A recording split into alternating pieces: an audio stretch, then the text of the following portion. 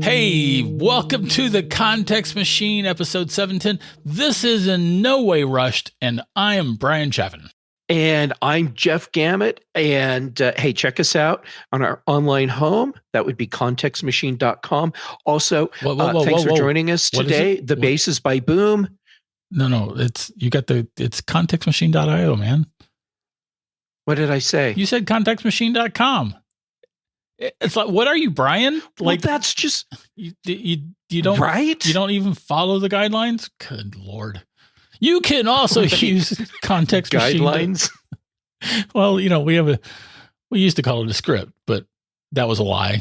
So we call them guidelines. Also, I want to point out that I set up a really great joke by going right into to the outro stuff. Yeah, I was so focused on your wrong URL that anyway, you can use contextmachine.io to reach out to us.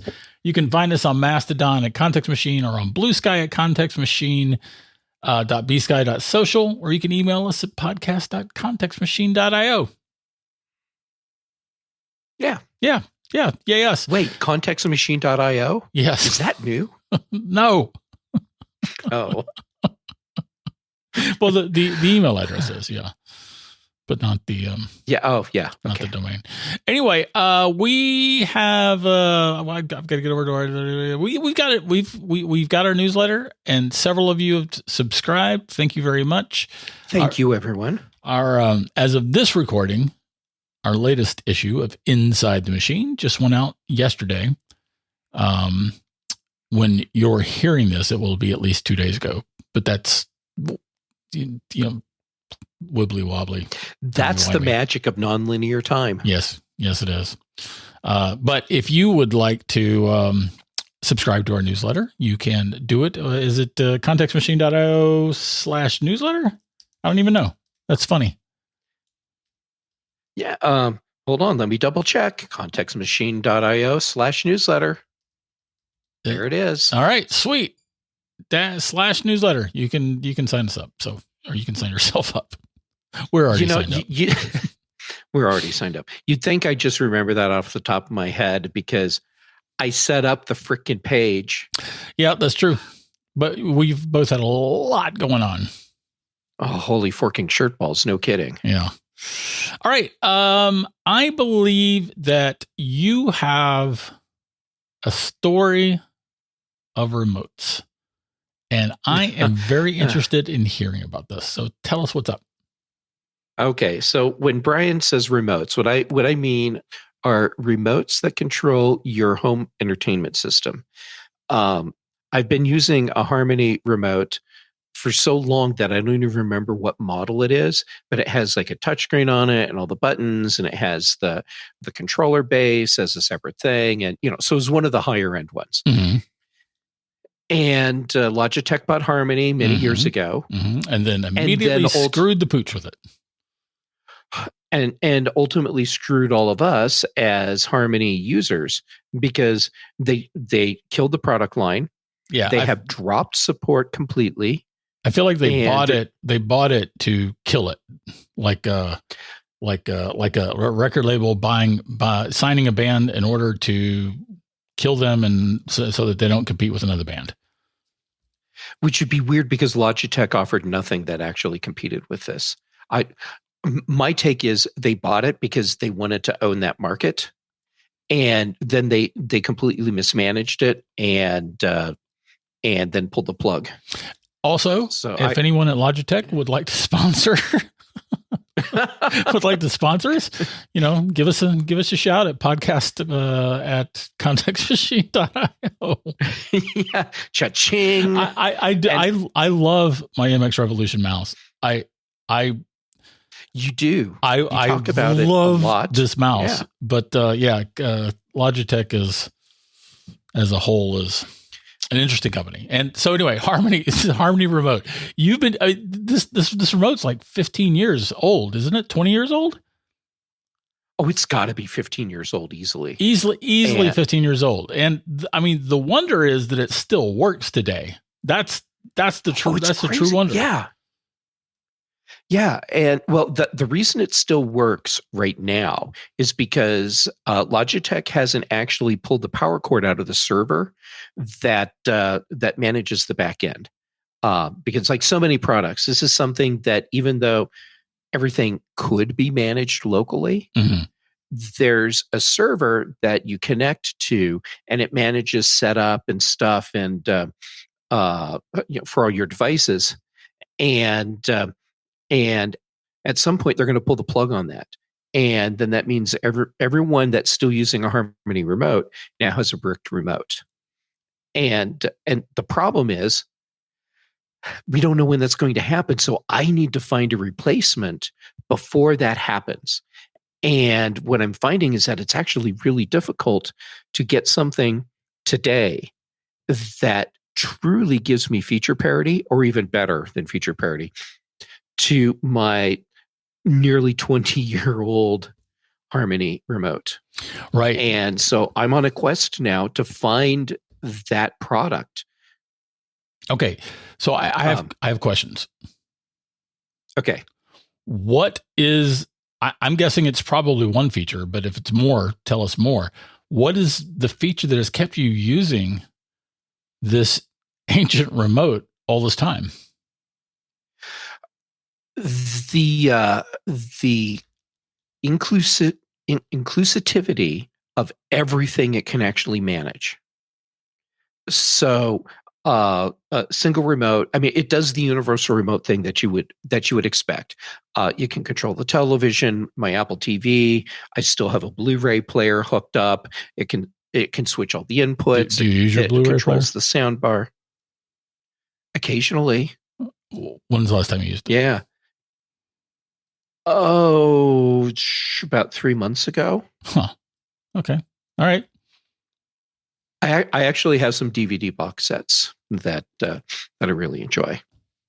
And so occasionally I'll pop out a disc from the box and throw it into the DVD or Blu-ray player and let it do its thing. But anyhow, it controls all those devices. Plus, it can manage other smart home stuff. So it does the thing where it knows if it's before sunset or after sunset. So it's after sunset. It knows exactly what to do with all the hue lights. Mm-hmm. And so anyhow, that nexus, if you will, of being able to control so many things that go beyond just the home entertainment gear. That's what's kept me in with this for so long. Okay, well, I'm afraid you're not going to find anything. I feel like Harmony opened, gave birth to this market, and that no one has rushed to fill the void that they left when Logitech basically stopped the product line. So what are you going to do?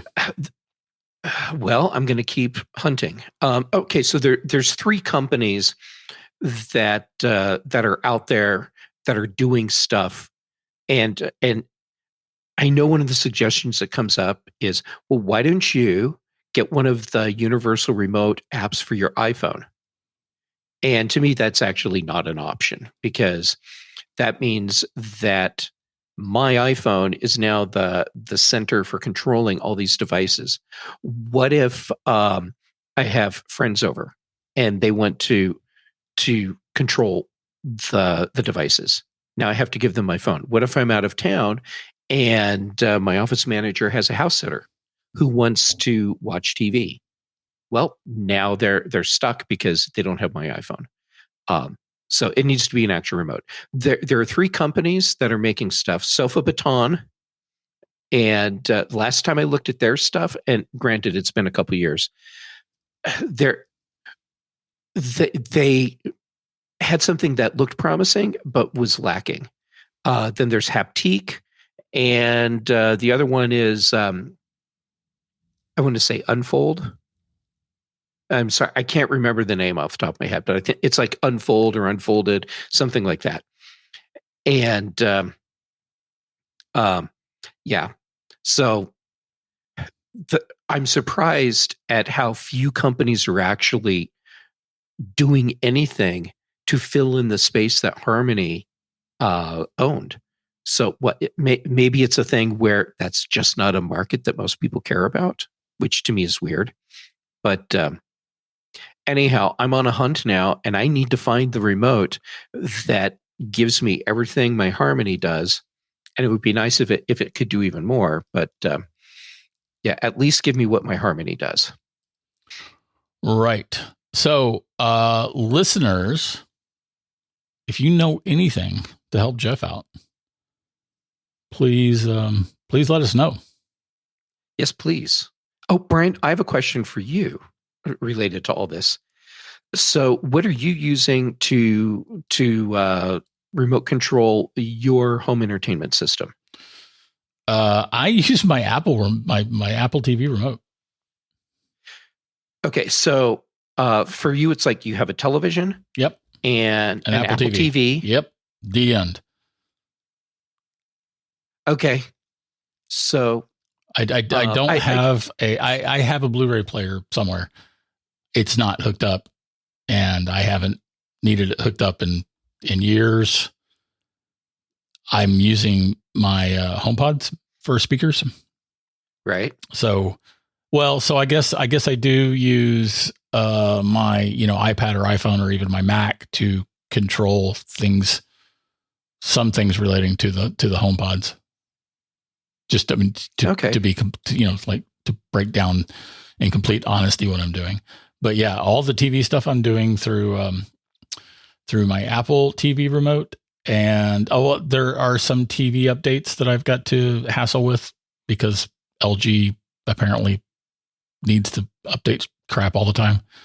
So I do have to use the that remote like once a month, once every 2 months, 3 months. Okay. All right. So it sounds like your system, your setup is much more streamlined than mine. So being able to control everything the way you do with primarily just an Apple remote totally makes sense. And for me, it's Apple TV, Blu-ray player, I have a Switch connected, so I need to be able to switch inputs, and I'm using Siri and my iPhone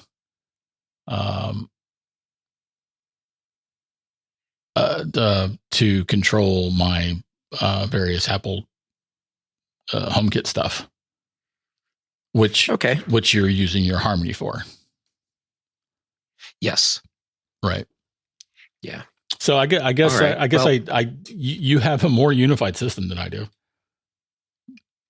Interestingly, I've never thought of my system as not being unified, but apparently yours is more unified. But I just ruined that for you. Yeah. All right. So yes, please, listeners, all of you dear friends, if you have suggestions or experience with any of the Harmony alternatives, I would love to hear about this. Yeah, please let us know. I'm afraid that you're going to be SOL, man. I really don't think that anyone has stepped up to fill this void for some reason. I hope that I'm wrong. It's companies are trying, but no one, as far as I can tell, is offering something that is comparable, offering like full feature parity to what I can do with this ancient Harmony remote. Yeah, I remember being so excited about Harmony, and it really felt like it was like the dawn of a new era. Oh, I agree. It changed so many things for me, and at that point, I'm like, I can never go back to the stone knives and bearskins of regular remotes. Darla, my now ex-wife, and I both had the first generation of Harmony remote, and I think we were using it up through our divorce in like 2009, 2008. I actually forget which, and I just remember being super excited about this thing, and haven't really thought about it in years, but it's interesting that no one has stepped up and to fill this void. No company has stepped up to fill this void. And I feel like what Harmony did has only gotten easier to do on the technology side. I mean, there was a lot of stuff that Harmony was having to invent. And I feel like that stuff has largely been invented, but no one is, I wonder how much of that is the rise of the iPhone and Android obviating the need for a TV remote. And so that companies have just sort of, flocked to that easier solution. Yeah, could be. But to me, an iPhone, an Android phone, or using your smartphone or your tablet as your control center for your home theater, your home entertainment system, feels like an inferior solution. Yeah. I'm sure for some people it's like, no, I could never imagine using anything other than this. And that's great. But for me, it really does seem like an inferior solution. Well, yeah, from the standpoint, I don't want to use my phone for my TV remote. Not even a little bit. I will use it when I've got to copy paste a long password, because I tend to obsess over having long, complex, and unique passwords. And I will, because you're smart. Because I'm smart, and I will happily use my phone as my remote surrogate when I've got to do that, because it's worth it. But from the standpoint of using it to actually change channels or select stuff, I don't want to do that. I agree. That's no bueno in my opinion. Yep, I'm with you. Yep.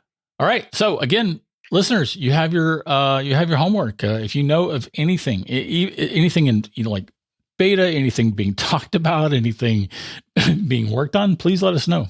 Jeff needs you. I do. I'm counting on all of you. You're my only hope. I thank you for getting that in.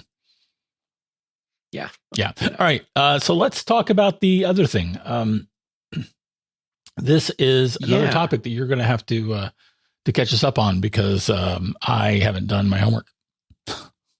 Okay. And the part that I love about that is that you shoot a link over to me. And you're like, hey, is this something we should talk about? And then I have to tell you what it actually is. Yeah. Okay. To be fair, I sent you a link along the lines of, hey, this is a thing. I wasn't anyway, fair. Yeah, but the way I said it makes it funnier. That's true. That's true. All right. Okay. So the piece that Bryan sent over to me, and then I used to set up a joke. It's from Seeking Alpha. Apple offers developers a new way to make App Store subscriptions more affordable. Okay. So here's the condensed version of what that means. There's a new subscription option that will be available to developers. Or actually, it might be available as of today. I'm not sure, but what it does is it gives you the ability as a developer to offer an annual subscription, so a 12-month subscription, where instead of paying in a lump sum, you pay monthly. So for some of your subscribers, it can make the annual subscription more affordable, but also easier to actually pay because they're doing it essentially as monthly installments. Yeah, that makes sense. Yeah. So the catch for end users would be that because it's an annual subscription, you'll probably get a discount. You can't back out of it. So once you sign up for the annual subscription with 12 monthly payments, you're in for 12 monthly payments. Right. You could cancel at the end of the 12 months, or you could cancel immediately, but it wouldn't take place until the end of the 12 months. Just to be clear, correct. You're not locked into it for life. I just wanted to make sure that was understood. Right. Yes. Yeah, that's absolutely right. So my take on it is that that annual subscriptions for apps tend to come with a discount. But for some people, they look at that and they're like, that's more money than I can afford to pay right now. So then they end up paying more money than they would like because now they're paying for a monthly subscription. Mm-hmm. So why not give them the ability to take advantage of the discount that you would get from a 12-month subscription, but spread the cost out so it's more manageable for people for whatever their budget is. Right. And this has the benefit of smoothing out cash flow for the developers. Mm-hmm. So even though they're not getting that money up front, which has its own benefits, having the regular monthly income is probably more valuable to more developers, but probably by lots. Yeah, that I hadn't thought about that. So yeah, that could be. All right, I have more details for you. Okay. And one of them, you're probably going to question why. Okay, so the feature will be available to end users once it's enabled by app developers in what version of iOS are we on? 26.3, 26.4? I think it's 26.4. I think that just came out. I've lost track. Okay. Last week. So if you're running 26.4 across the board, whatever device you have 26.4, it will work. And it's 26.4.2. Okay. So it should work. And yeah. But then here's the catch for a lot of people. There's 2 locations where for now, this feature will not be available. First one is Singapore, which seems kind of random. And the second one is the United States. Yeah. Why the United States? I would assume it's to deal with some regulatory issue. That would seem reasonable. But I question what's the regulatory issue at the federal level? It could be that a grift hasn't been paid. Yeah. With this administration. Yeah. Okay. Yeah, that's fair. But I haven't caught any wind of that being the case. So it could well just be some like a hanger from something that's catching them up from some broader regulation. Yeah. I guess it's also possible there's some technical limitation that Apple unintentionally created for themselves in these 2 markets, and now they have to sort that out. Yeah, but I would assume that the monthly annual subscription plan will come to the U.S. and Singapore at some point. Yeah, one would assume so. Yes. Yeah. All right. Thanks for catching us up on that. That is interesting. I wonder if this will end up having the effect of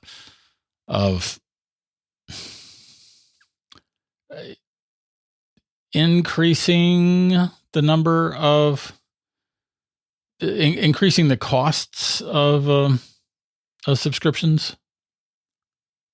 I don't know. Maybe.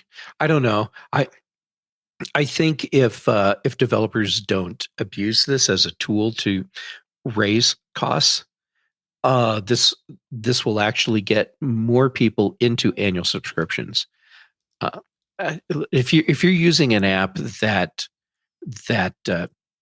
costs $80 a year, you're like, whew, that's a lot of money. But you spread it across 12 months.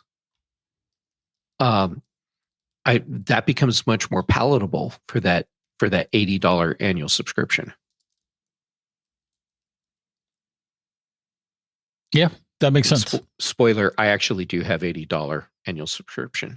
Man, I for MyFitnessPal, which has been absolutely instrumental to me losing 100 pounds and since my stroke, I'm paying $240 freaking a year for that thing.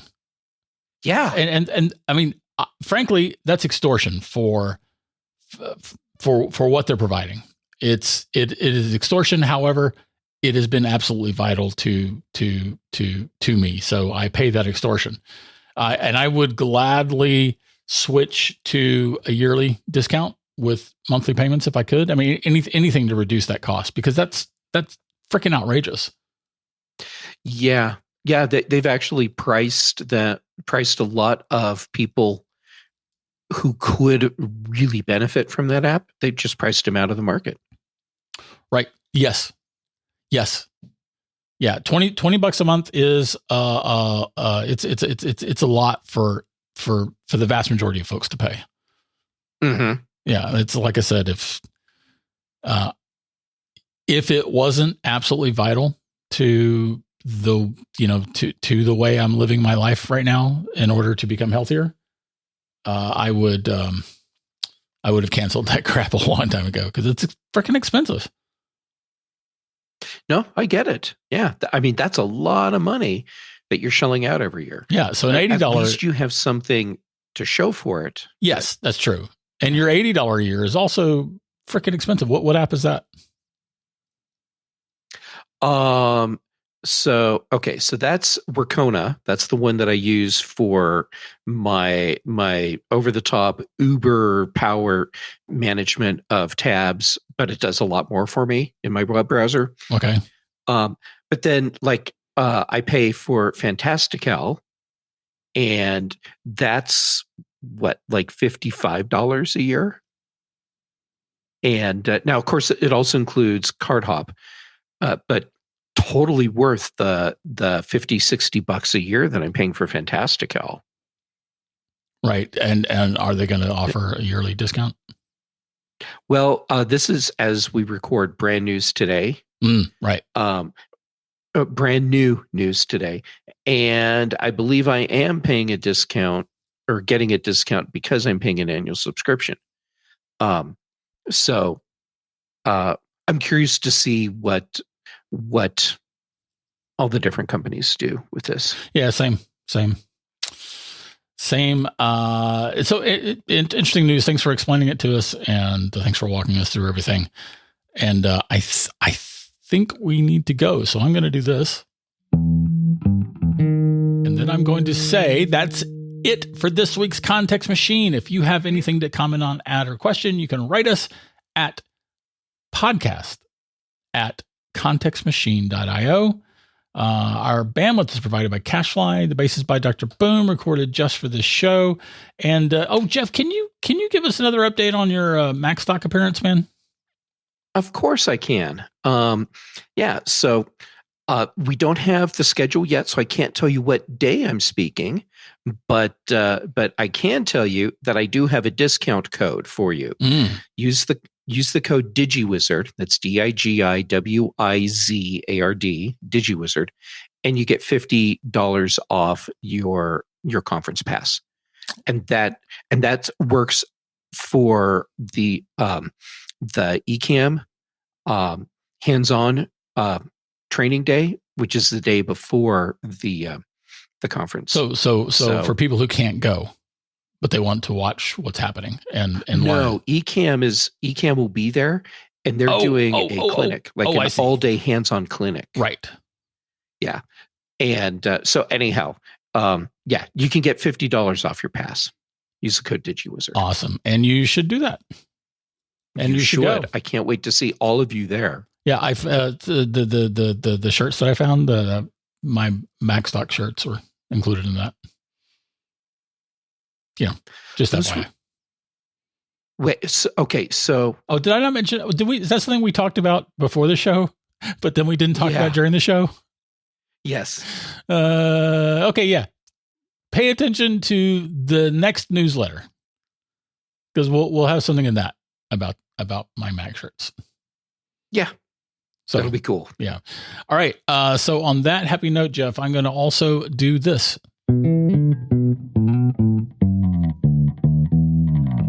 We remain top men. Top of the top men.